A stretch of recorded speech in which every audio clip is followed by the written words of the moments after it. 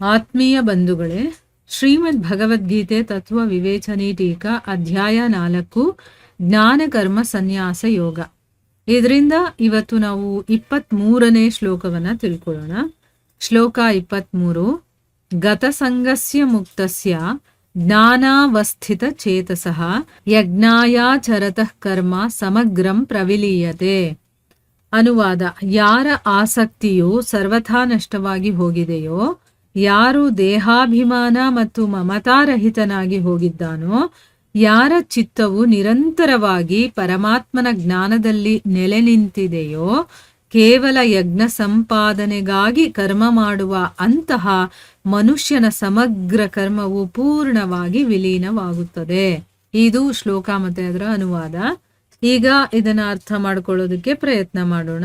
ಓದ ಭಾಗದಲ್ಲಿ ನಾವು ಏನ್ ತಿಳ್ಕೊಂಡ್ವಿ, ಅದ್ರಲ್ಲಿ ಹೇಳಿರೋ ಪ್ರಕಾರ ನಾವು ಆ ರೀತಿ ಕರ್ಮ ಮಾಡಿದಾಗ ಬಂಧನಕ್ಕೆ ನಮ್ಗೆ ಕಾರಣ ಆಗೋದಿಲ್ಲ ಅಂತ ಹೇಳಿದ್ರು.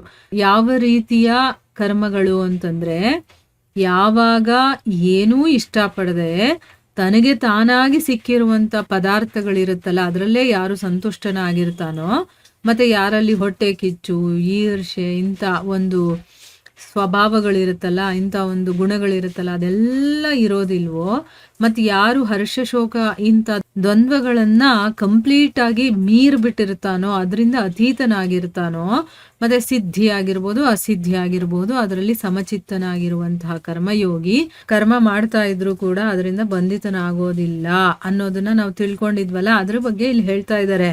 ಅವನು ಮಾಡಿರುವಂತ ಯಾವುದೇ ಕರ್ಮ ಬಂಧನಕ್ಕೆ ಕಾರಣ ಆಗೋದಿಲ್ಲ. ಇಷ್ಟೇ ಅಲ್ಲದೆ ಅದಕ್ಕೆ ಇನ್ನೇನಾದ್ರೂ ಮಹತ್ವ ಇದೆಯಾ ಅನ್ನುವಂಥ ಪ್ರಶ್ನೆ ನಮಗ್ ಬರುತ್ತಲ್ವಾ.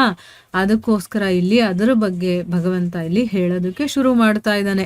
ಅದೇನ್ ಹೇಳ್ತಾ ಇದ್ದಾನೆ ಅಂತಂದ್ರೆ, ಯಾರ ಆಸಕ್ತಿ ಕಂಪ್ಲೀಟ್ ಆಗಿ ನಾಶ ಆಗೋಗಿದೆಯೋ, ಯಾರು ತನ್ನ ದೇಹಾಭಿಮಾನವನ್ನ ಅಂದ್ರೆ ನಾನು, ನಂದು, ನನ್ನವರು, ನಂದೇ ಅನ್ನೋದೆಲ್ಲ ಇರುತ್ತಲ್ಲ, ಈ ದೇಹಕ್ಕೆ ಸಂಬಂಧಪಟ್ಟಾಗೆ ಅವನಿಗೊಂದು ಅಹಂಕಾರ ಇರುತ್ತೆ, ಅದು ಮತ್ತೆ ಮಮತೆ, ಅದರಲ್ಲಿ ಒಂದು ತುಂಬಾ ಆಸಕ್ತನಾಗಿರೋದು, ಮತ್ತೆ ಅದನ್ನೇ ಸದಾ ಚಿಂತನೆ ಮಾಡಿ, ಅಂದ್ರೆ ಅದು ಮಮತೆ ಇದ್ದಾಗ್ಲೇ ಅಟ್ಯಾಚ್ಮೆಂಟ್ ಅನ್ನೋದು ಆಗೋದು.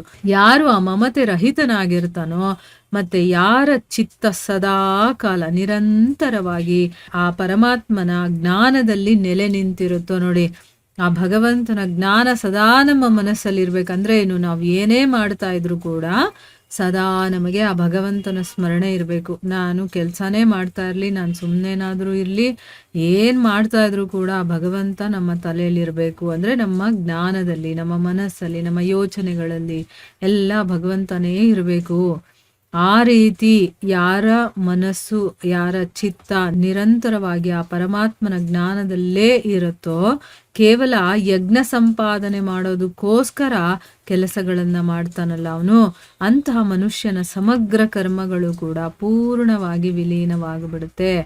ಅಂದ್ರೆ ಬಂಧನಕ್ಕೆ ಕಾರಣ ಆಗೋದಿಲ್ಲ ಅಷ್ಟೇ ಅಲ್ಲ, ಹಿಂದಿನ ಜನ್ಮದ ಕರ್ಮಗಳ ಒಂದು ಫಲಗಳೆಲ್ಲ ನಮಗಿರುತ್ತಲ್ವಾ, ಅವು ಕೂಡ ಕಂಪ್ಲೀಟ್ ಆಗಿ ಹೊರಟೋಗ್ಬಿಡುತ್ತೆ. ಅಂದ್ರೆ ಸಮಗ್ರ ಕರ್ಮ ಅಂತ ಹೇಳ್ಬಿಟ್ಟಿದ್ದಾರೆ. ಹಿಂದೆ ಮುಂದೆ ಅಂದ್ರೆ ಭೂತ ಭವಿಷ್ಯ ವರ್ತಮಾನ ಏನೇ ಕರ್ಮ ಇರಬಹುದು, ಅದರಿಂದ ಅವನು ಕಂಪ್ಲೀಟ್ ಆಗಿ ವಿಲೀನನಾಗ್ತಾನೆ ಅನ್ನೋದ್ರ ಬಗ್ಗೆ ಇಲ್ಲಿ ಹೇಳ್ತಾ ಇದ್ದಾರೆ.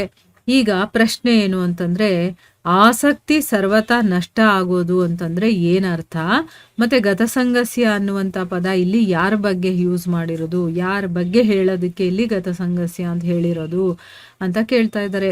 ಗತಸಂಗಸ್ಯ ಅಂತಂದ್ರೆ ಯಾರ ಆಸಕ್ತಿ ಕಂಪ್ಲೀಟ್ ಆಗಿ ನಾಶ ಆಗೋಗಿದೆಯೋ ಅಂತ ಅರ್ಥ. ಅದನ್ನ ಯಾರ ಬಗ್ಗೆ ಹೇಳ್ತಾ ಇರೋದು ಅಂತ ಕೇಳ್ತಾ ಇದ್ದಾರೆ.